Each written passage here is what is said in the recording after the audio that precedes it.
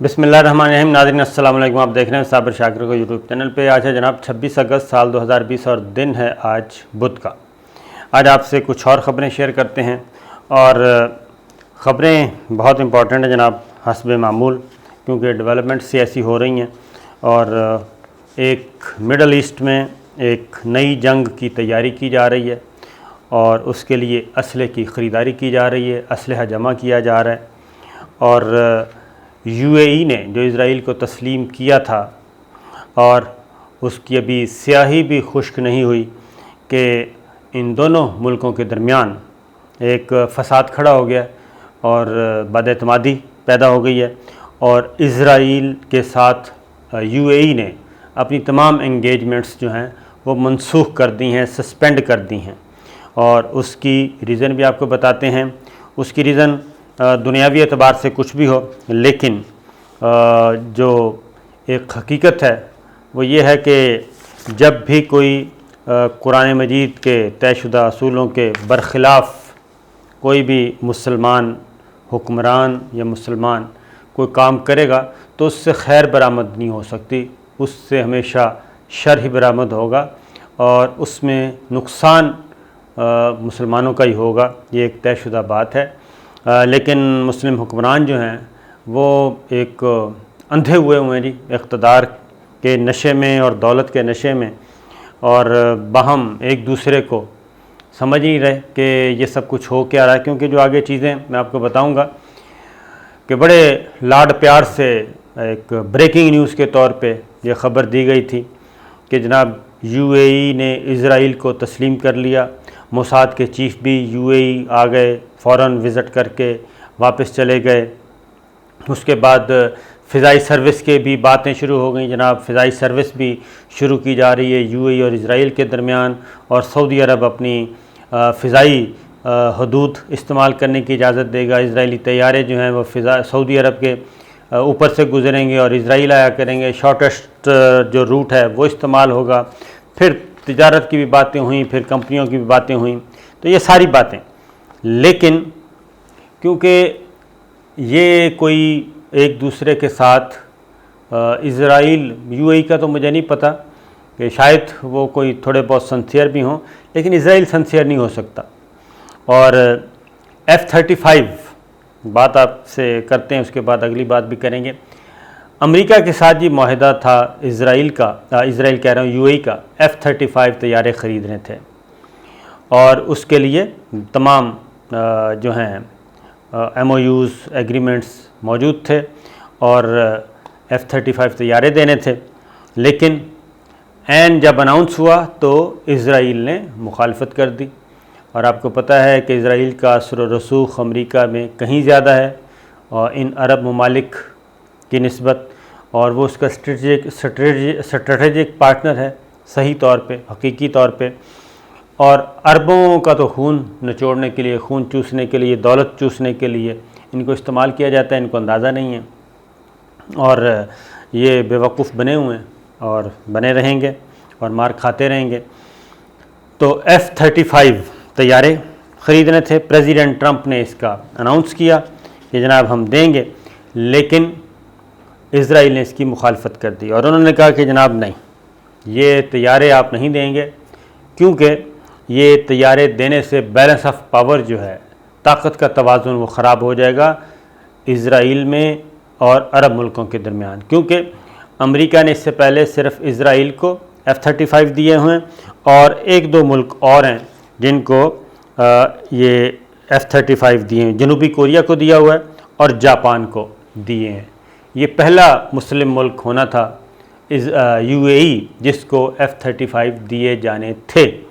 लेकिन इज़राइल ने जनाब रंग में भंग डाला और उन्होंने ये भी गवारा ना किया कि अभी तो हमें ताज़ा यूएई ने हमें तस्लीम किया है और इसके साथ हमारे मुआहदे होने जा रहे हैं, तो जनाब इसको हम कुछ ना कहें। लेकिन इज़राइल ने भरपूर मुखालफत कर रहा है जी, उसकी भरपूर।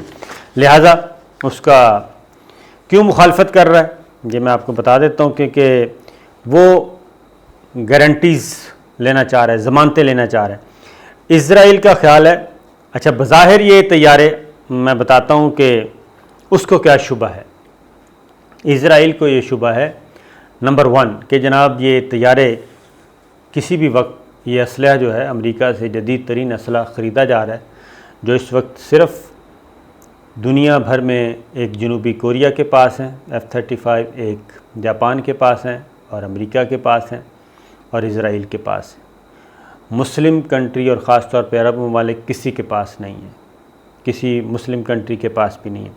लिहाजा वो ये समझता है कि अगर ये यूएई को चले गए तो अगर कल कलहान उनको कोई ख़तरा पैदा हो गया और अरब ममालिक के दरमियान या इज़राइल का और यूएई के दरमियान या सऊदी अरब और यूएई के दरमियान कोई तनाज़ा खड़ा हो गया तो कहीं ऐसा ना हो कि ये उन्हीं के ख़िलाफ़ इस्तेमाल हो जाएं, एक वजह।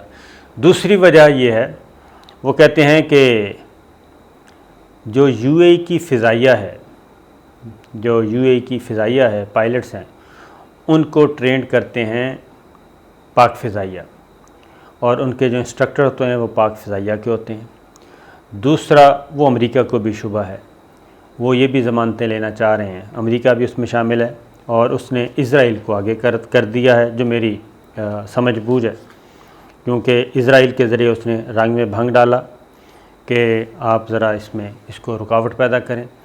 अब अमेरिका भी यूएई पे डबल एहसान करेगा जब उसको देगा, हालांकि पैसे दे के ख़रीदे जा रहे हैं, और उधर इज़राइल को भी सिक्योर करना है उसने।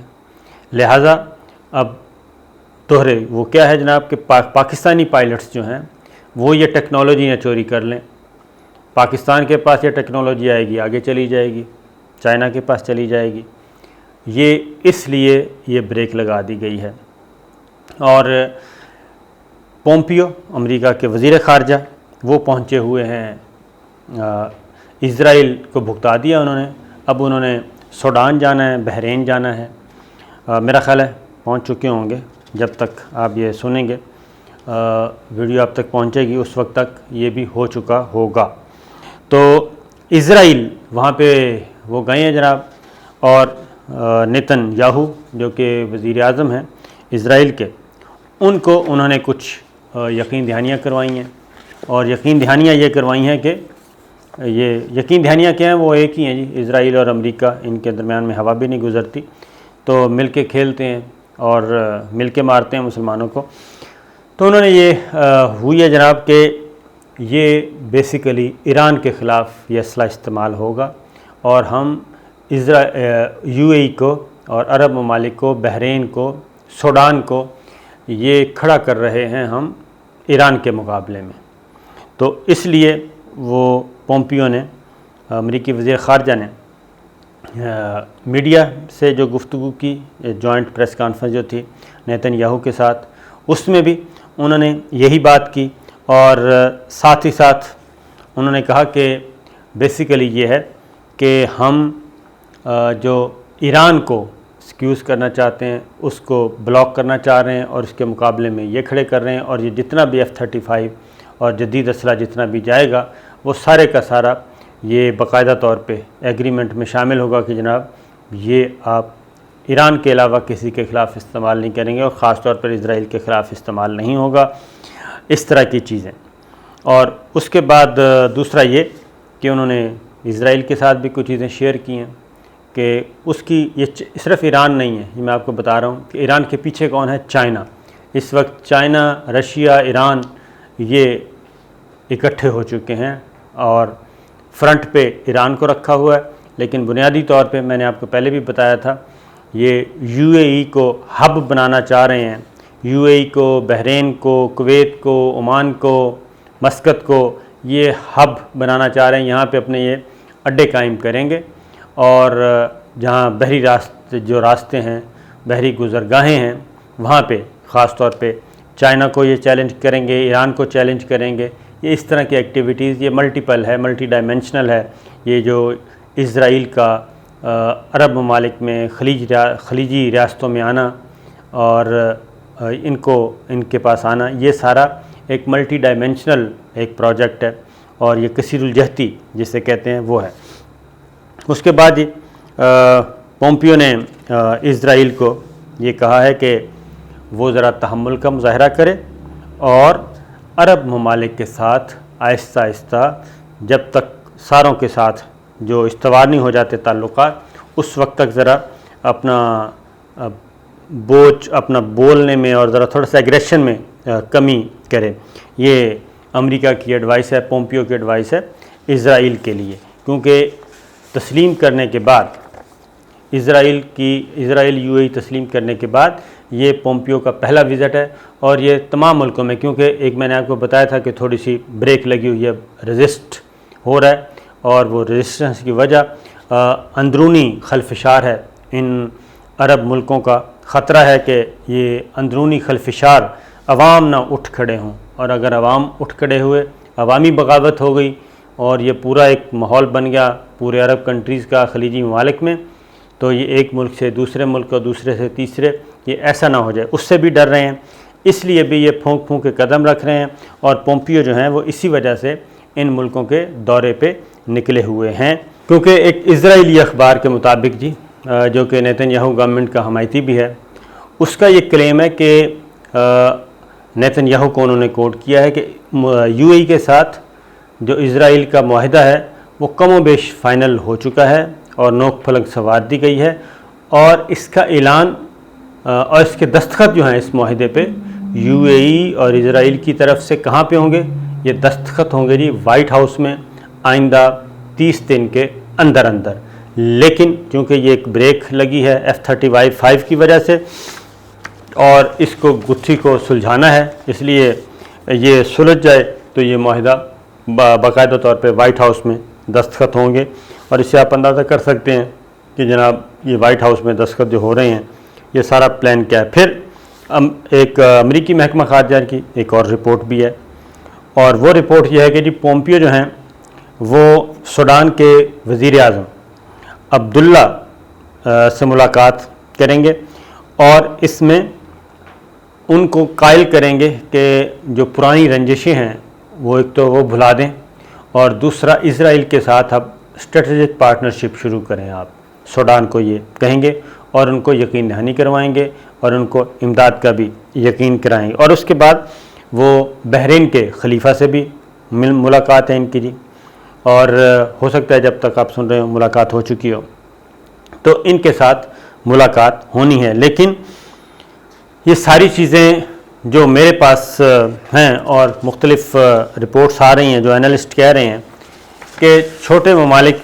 ये चाहते हैं, अभी भी वो कहते हैं कि जनाब सऊदी अरब जो है वो भी इसी हल्ले में एक ही झटके में सारे जो हैं महमूद व अयाज जो हैं वो सारे नंगे हो जाएं एक ही झटके में, और इसको आगे न करना पड़े, जिसको इसको लिंगर ऑन ना किया जाए। लेकिन मेरा ख्याल है कि सऊदी अरब अभी तक थोड़ा सा अनाउंस नहीं करेगा। वही बात जो कुशनर ने कही थी कि ये चीज़ें कुछ मख्फी रखी जाएंगी। ये सारी चीज़ें आपने सुन ली, लेकिन फिर एक और रिपोर्ट है, वो ये रिपोर्ट है कि ये सारी जो डेवलपमेंट्स हो रही हैं, ये दोस्तियां हो रही हैं, और अमरीकी वज़ीर ख़ारजा और इसके बाद प्रेसिडेंट ट्रंप के दामाद ने भी या विज़िट पे निकलना है, तो ये एक ख़ित्ते में नई जंग जो है उसकी तैयारी हो रही है। और ये नई जंग में जनाब मुसलमानों के मुकाबले में होंगे, और असला बिकेगा मगरबी ममालिक का, जाने जाएंगी मुसलमानों की, और मुस्लिम कंट्रीज़ एक दूसरे के सामने होंगे, खा वो ईरान है या यूएई है, बहरीन है, सूडान है, यमन है, सऊदी अरब है। और कोशिश की जाएगी इसको खुदा न खास्ता कि पाकिस्तान को भी इसकी लपेट में लिया जाए, लेकिन देखते हैं क्या होता है। और क्योंकि अफ़गानिस्तान के बाद कहीं ना कहीं तो खून की तलाश रहती है, और वो खून तलाश किया जा रहा है कि जी किसका खून अब होगा, किस मुल्क के बाशिंदों का होगा, क्योंकि हमारा खून सस्ता है। इसलिए ये सारी चीज़ें हो रही हैं। तो जनाब अब तक ये है इन शॉर्ट ये कि यहूद व हनूद किसी के दोस्त नहीं हो सकते। जो इस बात को नहीं मानेगा, जो मुसलमान होते हुए इस बात को नहीं मानेगा, तो ज़ाहिर है उसको क्या फ़ायदा हो सकता है। पहले उर्दन और मिस्र इन्होंने भी इज़राइल को ये कहकर तस्लीम किया था, इनको भी ये लॉलीपॉप दिया गया था कि जनाब इन मुल्कों में अमन व खुशहाली और तरक्की की पता नहीं इनकलाबात आ जाएंगे, लेकिन उसके बाद वक्त ने साबित किया कि उसका कोई फ़ायदा नहीं हुआ और कोई इनकलाब नहीं आया, बल्कि इज़राइल ने आज तक जिस मुल्क के साथ भी, ख़ासतौर मुस्लिम मुल्क के साथ कोई भी मुआहदा किया है या जिस मुल्क ने उसके साथ कोई भलाई की है, जवाबन इज़राइल ने उसके साथ कोई भलाई नहीं की, बल्कि वो हमेशा उसने डसाई है। तो इसका नतीजा भी मुख्तलिफ नहीं निकलेगा। तो अब तक के लिए इतना ही, इजाज़त दीजिए, अल्लाह हाफ़िज़।